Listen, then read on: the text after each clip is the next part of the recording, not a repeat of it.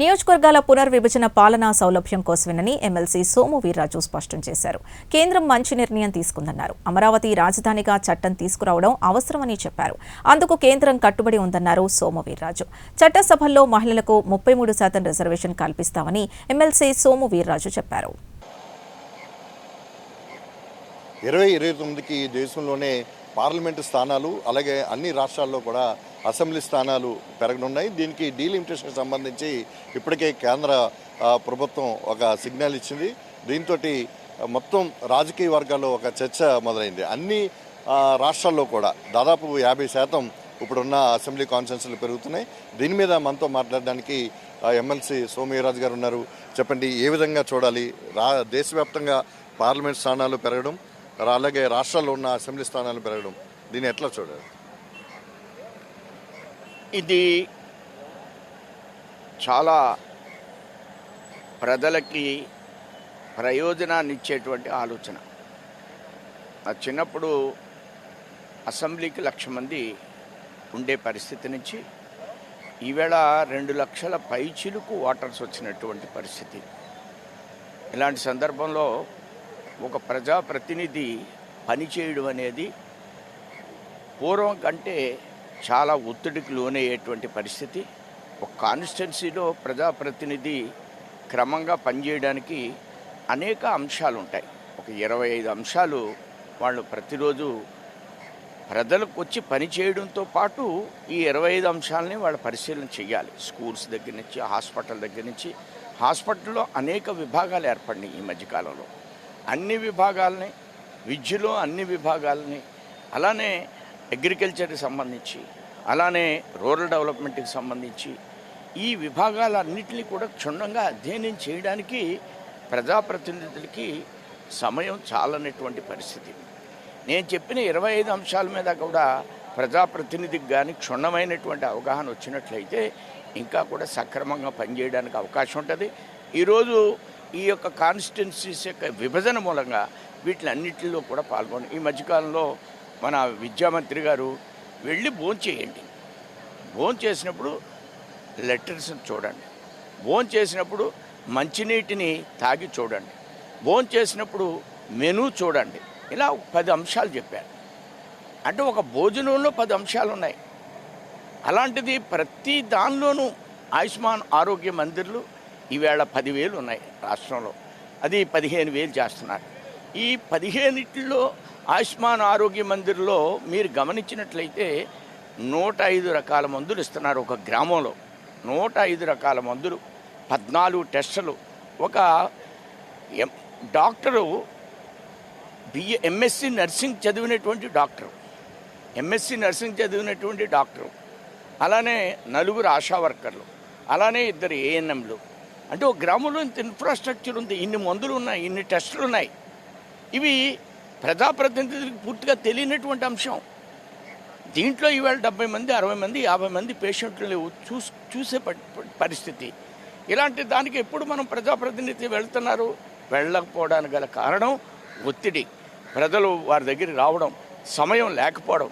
వీటిలన్నిటి మీద అవగాహన కలిగినప్పుడు తక్కువ 1,00,000 ఓట్లకి 1,25,000 ఓట్లకి కానీ వచ్చినప్పుడు వీటినన్నింటినీ కూడా వారు గమనించి ఇంకా మంచి పరిపాలకులుగా తయారవడానికి అవకాశం ఉంటుంది.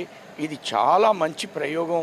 ఈ విధంగా మనకు 266 అసెంబ్లీలు రావడం, ఈవేళ 175 నుంచి మరొక 90 అసెంబ్లీలు పెరగడం, దీంట్లో మహిళలకు రిజర్వేషన్స్ రావడం, ఇవన్నీ కూడా ప్రజాస్వామ్యంలో ప్రభుత్వం ప్రజల గురించి ఆలోచించి ఒక ముందడుగు వేసిందని నేను భావిస్తున్నాను. అంటే ఇంతకు ముందు అయితే మహిళలకి 33% రిజర్వేషన్ పెట్టినప్పుడు, బిల్లు పెట్టినప్పుడు కొంతమంది ఈ ఎమ్మెల్యేలు, అంటే పురుష ఎమ్మెల్యేలు తమ సీట్లు కోల్పోతాయేమో, మహిళలు ఎక్కువ వస్తారేమో ఇది పడ్డారు.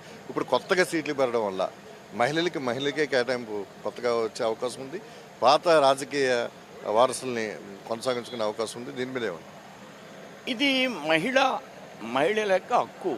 33% అనేది మహిళలకి మనం ప్రభుత్వ పరంగా ఇచ్చినటువంటి ఆలోచన. ఆ మహిళలకి 33% ఇవ్వడం మూలంగా మహిళ ఇంకా చురుగ్గా, ఈవేళ అసెంబ్లీలో 25 మంది మహిళలు ఉన్నారు. వాళ్ళ యాక్టివిటీ మనం గమనించినట్లయితే తప్పకుండా మనకి ఇందులో ఒక 50 మంది మహిళలు ఉంటే ఇంకా సభ రంజింపబడుతుంది, ఇంకా బాగా పనిచేయగలుగుతారు. 33% ఇవ్వడం మూలంగా మహిళలు ఇంకా చురుగ్గా, ఈవేళ అసెంబ్లీలో 25 మంది మహిళలు ఉన్నారు. వాళ్ళ యాక్టివిటీ మనం గమనించినట్లయితే తప్పకుండా మనకి ఇందులో ఒక 50 మంది మహిళలు ఉంటే ఇంకా సభ రంజింపబడుతుంది, ఇంకా బాగా పనిచేయగలుగుతారు. వాళ్ళు కూడా చాలా చక్కగా పనిచేస్తున్నారు. నేను కౌన్సిల్లో చూశాను, 10 మంది మహిళలు ఉన్నారు.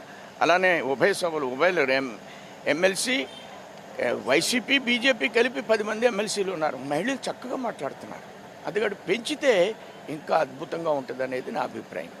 ఇప్పుడు మనకి ఎమ్మెల్యేలతో పాటు అంటే 2029కి వచ్చినప్పటికి శాసనమండలి సభ్యులు కూడా పెరిగే అవకాశం ఉంటుంది కదా? పెరుగుతారు ఆటోమేటిక్గా. అసెంబ్లీ సంఖ్య పెరిగినప్పుడు ఎమ్మెల్సీల సంఖ్య కూడా పెరుగుతారు. అందులో ఇంకా డిస్కషన్స్ అవి జరగడానికి మంచి అవకాశం ఉంటుంది. దాన్ని కూడా పెంచడం హర్షించదగ్గ పరిణామం.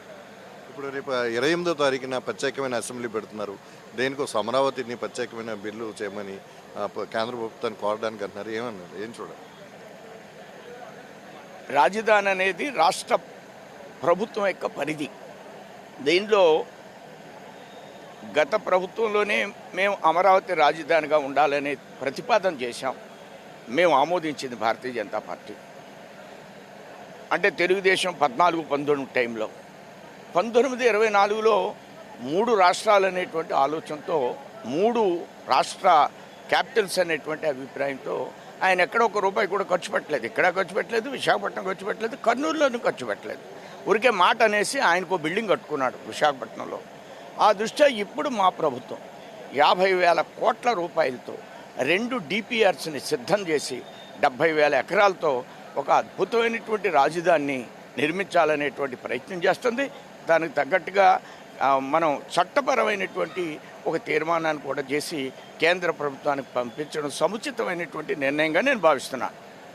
ఇది సోమిరాజు గారు చెప్తున్నది. ఏదైతే దేశవ్యాప్తంగా పెరగనున్న పార్లమెంటు స్థానాలు కానీ రాష్ట్రాల్లో 50% పెరగనున్న అసెంబ్లీ స్థానాల వల్ల అభివృద్ధి సంక్షేమం అనేది ప్రజలకి దగ్గరికి వెళ్తుంది. ప్రతి 1,00,000 నుంచి 1,25,000 ఓటర్లకి ఒక నియోజకవర్గం ఉండుంటే ప్రజల్లో అవగాహన చేయడానికి కానీ ప్రజా అభివృద్ధి కార్యక్రమాలు సంక్షేమాన్ని అమలు చేయడానికి కూడా చాలా సులువు అవుతుంది. అలాగే మహిళలు రిజర్వేషన్లు ఇవ్వడం ద్వారా 33% ఇవ్వడం ద్వారా మరింత అభివృద్ధి చెందడానికి వారు రాజకీయాల్లో ఆర్థికంగా సామాజికంగా పైకి రావడానికి కూడా అవకాశం ఉంటుంది. ఇవన్నీ కూడా 2029కి జరిగినట్లయితే దేశం రాష్ట్రాలు కూడా ఎంతో అభివృద్ధి చెందుతుందని చెప్తున్నారు. అలాగే అమరావతి విషయంలో కూటమి ప్రభుత్వం కట్టుబడి ఉంది. బీజేపీ కూడా గతంలో ప్రతిపాదించింది. ఇది ప్రత్యేకమైన అమరావతిని రాజధాని చేయడానికి ఇప్పుడు 70,000 ఎకరాల్లో 50,000 కోట్ల రూపాయలతో 2 DPRలతోటి పనులు జరుగుతున్నాయి. దీనికి కేంద్రానికి కూడా ప్రత్యేకమైన బిల్లు సత్తం చేయాలని చెప్పేసి కూడా అసెంబ్లీ నుంచి బిల్లు వెళ్ళడం అనేది చాలా హర్షణీయం, ఆమోదయోగ్యం అని చెప్పేసి సౌమ్యరాజు గారు చెప్తున్నారు. కెమెరామెన్ నానితో శ్రీరామూర్తి, ప్రైమ్ న్యూస్, రాజమండ్రి నుంచి.